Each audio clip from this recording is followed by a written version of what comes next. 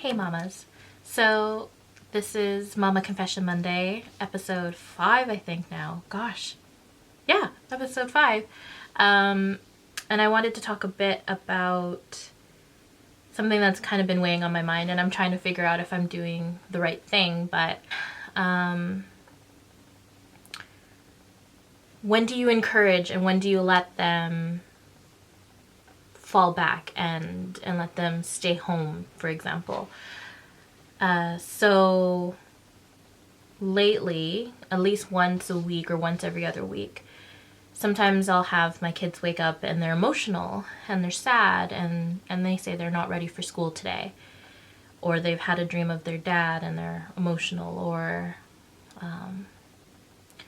something hard happened at school and they got emotional, broke down, and they want like a mental health day the next day. My first instinct is to say, yes, of course, stay home. We don't have to go to school. And then there's that other part of me who's thinking, am I just enabling them? Are they healing this way? Do I encourage them to go to school? What do I do? So, to recap last week, my son, my oldest, he's probably the one who's having the hardest, like visibly the hardest transition, dealing with the loss of his dad. And he woke up on, I think it was Wednesday, and he said, "Mom, I don't feel 100%, kind of emotional. I had a dream of Dad." He didn't say anything in the dream, but he was there, and I don't really want to go to school. And I said, well, how about you try going to school?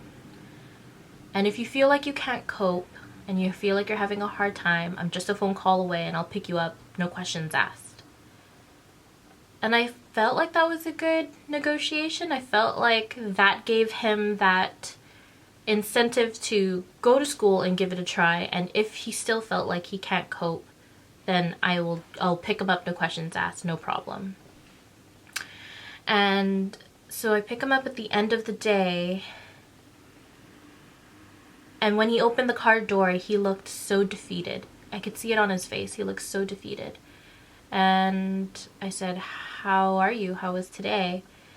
And he said, "It was okay, but I was doing this project and I had to look through pictures on my computer and I came across pictures of Dad and I just broke down, Mom. I started to cry.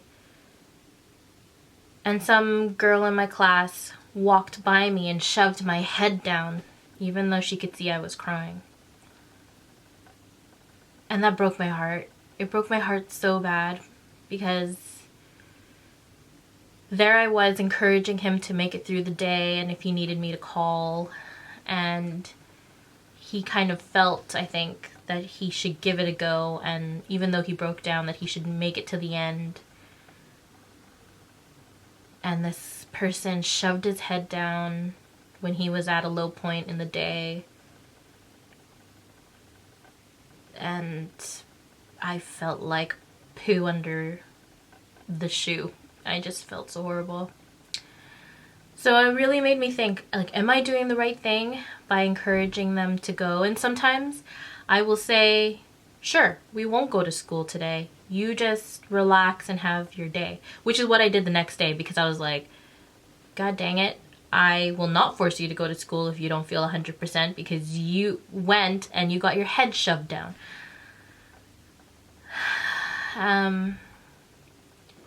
So I would say once every 2 weeks it seems that they're having a mental health day from school.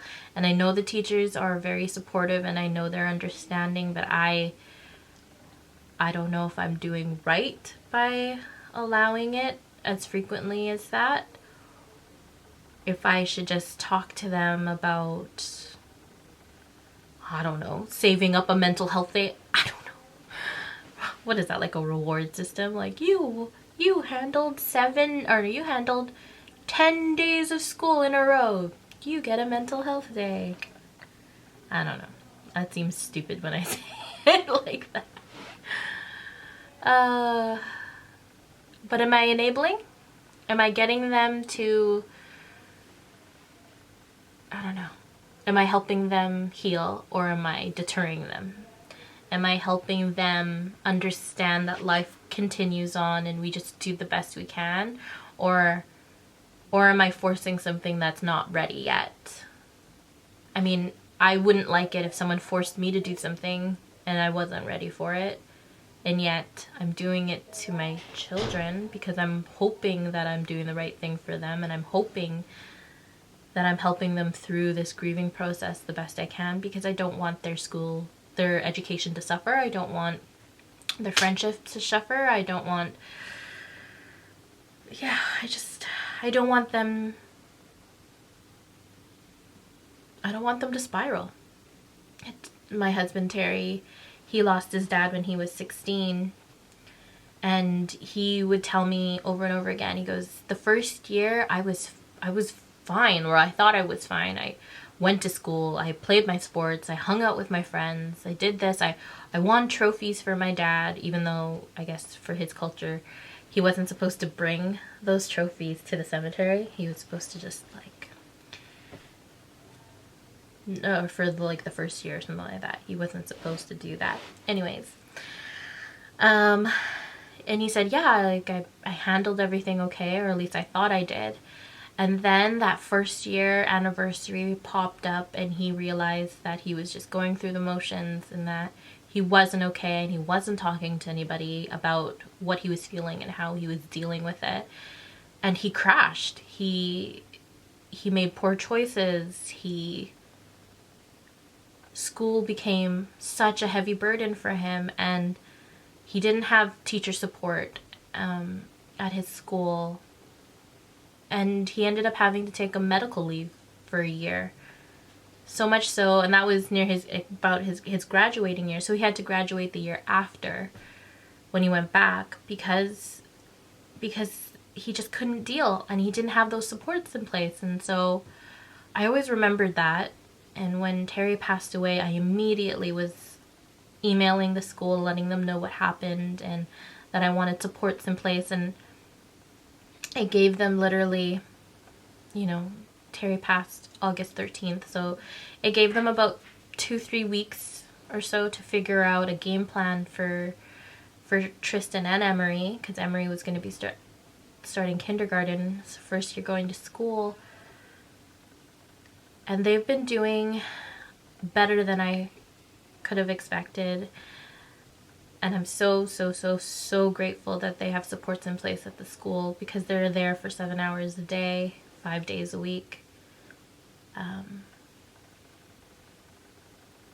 I just don't know if I'm doing the right thing. And I don't know, there's not really that handbook of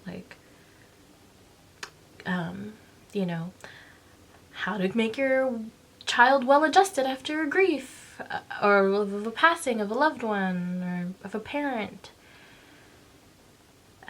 If there is. I haven't read one. I haven't seen it. And I don't think there's any clear-cut answer. I'm trying to do it case by case, and I'm just trying to be a good mom. But it's difficult because I don't know if I'm screwing them up. The weather was actually cooperating. Usually I want to go to the cemetery and it is gale force winds and stormy weather. It is not... Every time I've tried to plant things there, or we put the headstone in, it's been a nightmare of weather. But I really wanted to see how the plot was doing, because I put all these bulbs in, and I wanted to see how they were, and if there was any debris or anything on top of it, and to clear it out. So we walked up to the cemetery, me and my 3 boys and our dog. And my friend who lives close by, she's wanted for a while now to be invited to come with us to go say her goodbyes to my husband, because she was camping when we had the funeral, and she felt like there was that missing link of saying goodbye. And so she met us up there, and we went in, and I cleared it up, and I'll insert pictures of what it looks like. And it was so nice to see the crocuses starting to come up, those little bits of greenery shooting up, and you know, just that bit of new life. And the plants that I've planted are still thriving there. The kids did so well. They were running around the cemetery, not on anyone's plot or anything. There's a little bit of an open space close to Terry's plot, and they were running around and laughing, and I just felt like Terry was so happy to hear laughter instead of tears and crying. And I lovingly took away all the debris and any of the dead flowers. We moved them out, and I want to plant a few things when the weather gets a bit better, in spring and then in summer. I hope I'm doing the right thing. I feel like putting new life where there is death is a good thing. Pretty much my whole life of having children has been life, and there's been death. And I feel like, I guess for me anyways, I can't have one without the other. So if there's a way I can bring happiness to something that was very sad, then I'm gonna try. And for me, that's gardening. And a part of me is scared that, you know, I'm doing this and it's gonna be beautiful, and I know it's gonna be beautiful. But will I keep it up? Will I forget? Will I, instead of every other month or so going to visit, is it going to be once every 6 months, and then once a year, and then once every other year? Me not going, does that mean that I'm over him and I don't care anymore? I don't know. My mom's cemetery is so far away from me. It's, you know, it's a 45-minute drive for me to get there.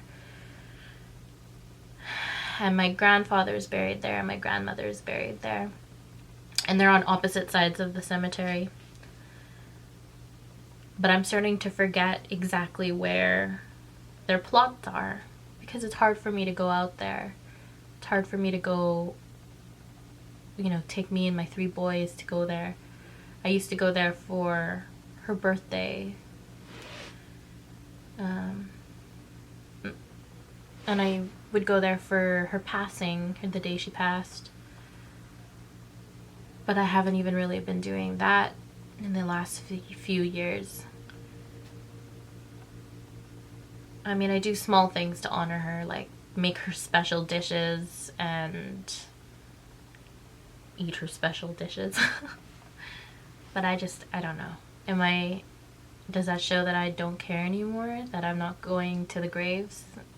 On a brighter note, this is what I'm going to be planting on Terry's grave. And I could probably, when the weather gets better. So I'm going to be putting this hummingbird blend, wildflowers. So I don't know if you can see it, but I'll insert a picture if it's kind of blurry and you can't see it. But there's this one from West Coast Seeds. And then I have 2 different types of sunflowers, and these are from Baker Creek Heirloom Seeds. And so there's this one, I'll do this one first. This one here, which is Autumn Beauty, which I think is a very nice color. I think you'd really like that one. And then this one, which I don't know exactly what color the petals will be. But I guess they're prized for their seeds. But this is the Hopi Black Dye sunflowers. And you can use the seeds, I believe, to dye, or the whole head, to dye dove gray to deep purple, depending on how you use it. So I'm interested to experiment with this, because I love crocheting and weaving, and I'm going to try my hand at knitting. I literally can only do the most basic things in knitting, but my friend's a pro knitter.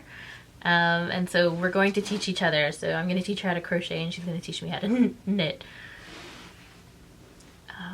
Oh, so my story about the Hopi, the reason why I got this Hopi seeds, Hopi black dye seeds, when my husband and I were dating, he got really ill, and I think I said that in one of the episodes.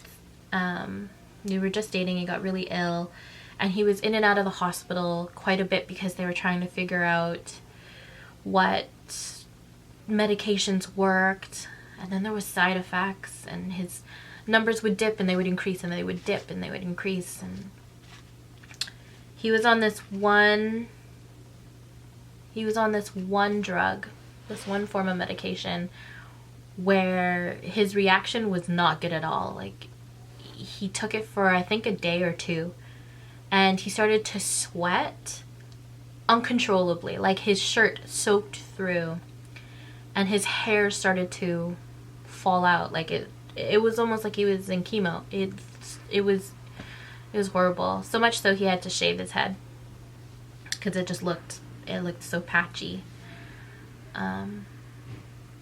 But eventually they found the right concoction, the right medication, that he started to bounce back, his numbers stabilized, and that he could go back to work. And when he went back to work, there was this huge indigenous thing happening out in, I kind of want to say New York. I know he went to New York, and there was another thing. Maybe it was at Washington. I don't know. I literally found the album when I was going through his old work stuff. But it was beautiful to see the pictures, because it was every First Nations, Indigenous, tribe, nation, especially from the States. They all came together and they were walking through this sort of procession, and Terry took a picture of this person wearing this shirt, and it had a huge happy face on it, and it said, "Don't worry, be Hopi." And he thought that was great. He's like, "Oh, if only I was Hopi at that point. I would love to wear that shirt. Don't worry, be Hopi." So in remembrance of that, I thought I would get these Hopi seeds. The kids have been badgering me for more stories of Terry. And so I'm always racking my brain, because in that moment when they're like, "Tell me a story," I blank out so bad. But I will tell you one story, because then I'm going to tell them when they get home today. They want to know about our wedding, and how it was. And our wedding, people still talk about it, because it was a fun, really down-to-earth wedding. We didn't want anything really formal. We just wanted two cultures, two families to come together and find similarities and get along. No egos, no formality, no one-upmanships. It was just, we just wanted everyone to know each other and get along. And I think we succeeded. We got married in the Okanagan, where we met, in Karamias. We had the wedding on the Ashnola Reserve on a plateau, and then we had a reception at our good friend's house. They pitched a tent. We had the meal catered from our friends in the town before Karamias, and it turned out really well. It was so, we picked food that, like, you had to use your hands for some of it, and like we had Maui ribs. I was talking to Terry and how we planned everything was pretty funny. We would go next door to my sister-in-law's house, and they would watch football, and I would be working at the table about, all the details, like the seating plans or what we're gonna do and the flowers and things like that. And I'd say, "Hey Terry, what do you think? Which things would you like? This, or this?" And he'd be like, "This." And I was like, "Okay, how would you want the seating plan?" He's like, "Meh, wherever they want to sit." And I'm like, "Okay." And it was so easy to plan, because it wasn't down to like the very minute details. It was just kind of like, how do we want our day to feel, and where would we like our family to sit, and so we didn't even really do a seating plan. We kind of just, here are the tables. So anyways, the day of our wedding, me and my wedding party, my bridesmaids and my maid of honor, were at this Elks Motel Inn, and that's where we were staying and getting ready. And I'm all ready to go, and my sister-in-law and our good friend, whose house we had the reception at, they came and they dropped off the flowers, I believe, and they said, yeah, we'll be on our way to pick you up or something. And I was like, okay. So I'm waiting, and we're waiting, and we're waiting, and no one's showing up to pick me up. And the bridesmaids are like, my bridesmaids are thinking, like, should we go? Like, should we stay? What are we doing? And then the time for us to start the wedding has started already, and we're still at the motel, and I'm like, well, I guess I'm not getting married. No one's picking me up. And I said to my bridesmaid, I said, crack that, I think it was a stingray. I think it was a stingray. Crack that stingray. If I'm not going to my wedding, I might as well drink. And my friend was like, really, Anna? Really? Because I don't really drink. I was like, yep, I'm not going to my wedding. I might as well. And so she took one for the team. She goes, okay, Anna, how about we share it? I'll go first. And she cracks it open and she's like,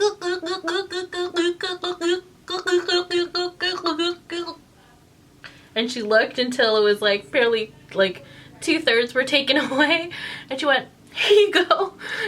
And I was drinking the last third of the bottle. And by the time I finished that one and I was thinking of cracking the next one, my dad comes zooming in the minivan and he's like, okay, I'm gonna take you to the wedding. I was like, what? And anyway, so we all, like, I loaded in there. We drove up to the plateau. My mom jumps into the back of the minivan and she's putting, like, the finishing touches, like the veil, and she wanted certain earrings on me and that sort of thing. And so the photographer snapped a picture of us in the back of this the minivan was red, the interior was that the ugly red, maroony red, whatever. It's okay. Not what I was expecting, but I'm glad I made it to the wedding. And so I find out afterwards, Terry said there was like a miscommunication because we were, Diane, my sister-in-law, was going to pick you up, but then your dad said, don't worry about Enna. Don't worry about Enna. I've got it taken care of. And so he thought, oh, okay, well, you're gonna go pick up Enna, all right. And then the time comes and he's like, I don't see you, I'm getting nervous, like, you had cold feet. And your dad comes up to me and he's like, where's Enna? And he's like, I thought you were getting him, or I thought you were getting her. And he's like, what? And he goes, you said, I've got it, I've got Enna. And my dad goes, no, I've got Enna, I'm gonna do a speech. And Terry goes, oh, well, shit. And then my dad goes, it's okay, where is she? I'll go get her. And so he drove and he came and got me. And my friend, who's more Terry's friend than my friend in that instance, they've been lifelong friends. And she just really wanted to be part of the wedding party, and there's no way that I could not have her in the wedding party. So she took one for the team and she just drank 2/3 of that drink. At like 9 or 10 in the morning. So we did all that, we survived all that, and it was the wedding finished and everything went fine, and it was time to go to the reception. We go to the reception and my husband has to check the mic to see if it works, and guests were coming in and sitting down and that sort of thing. And he goes, "Dook, dook, dook, check, check, welfare check." I was like, why? Why? And he's like, "Hey, can't have a day like this without a poor native joke." And I was like, don't do that. And he told another joke because he happened to have the mic and people were still starting to come in, and he said, "Hey, do you know why they call Haidas Haidas?" Because they saw Musqueams coming this way and they went, "Hide us, hide us, hide us." That's my husband. Making jokes and that are pretty inappropriate. But all you can do is laugh because it was my husband. Yeah, so our wedding was pretty fun. Our centerpieces at the tables were fruit that we bought at the fruit stands in Caramias, which Caramias is well known for. Great fresh produce. So we had like peaches, and we got married in August, so you know, peaches and nectarines and things like that. It was all at the center. So if people were hungry, no hangry people allowed. You just eat the centerpieces. It's fine. Until we could eat dinner. And at that time there was wildfires that were happening, and we were afraid we were going to get smoked out. It was because there was quite a few forest fires. But you know, the creator was smiling, I guess, on us, because the wind blew the smoke out of the valley and upwards. And so even though there was parts of it that were hazy, we were fine where we were, and where we did the plateau wedding and where we did the reception, it was fine. Beautiful blue sky. Oh, okay. I don't know, it just stopped recording all of a sudden. Let's see, am I even focused? Okay, sorry, my camera just stopped recording all of a sudden. So there was 3 other weddings, and they were all getting catered, and ours was the only wedding where the guests didn't get food poisoning, which is just kind of amazing. Oops, sorry. I think because it was such a hot day. That I think the food was spoiling faster than people were eating it or when they could serve it. But we were fine, which was, knock on wood. I don't have anything that's wood.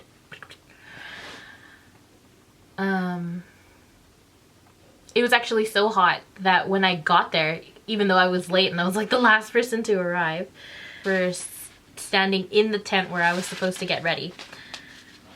But that I didn't need because I ended up getting ready in my mom's minivan.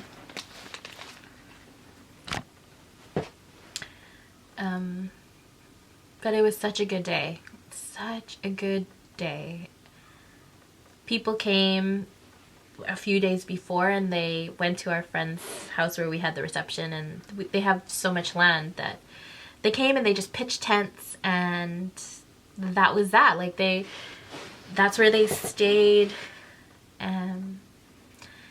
People still talk about the wedding and about how much fun they had and how easygoing it was, and that's what we were going for. We didn't want anything stuffy or formal because that's just kind of how we were. We weren't like that. We just wanted everyone to just get along and have fun. So I think I will end it here. And I will throw out some more stories of Terry in the next episode, because I feel like this is a good recording, a good way of letting my kids know more about their dad, and that they won't forget, and I won't forget, because I'll be able to look back at this and know what's going on. So I think I'll stop it here. Thanks for watching, everyone, and I'll see you next week. Bye!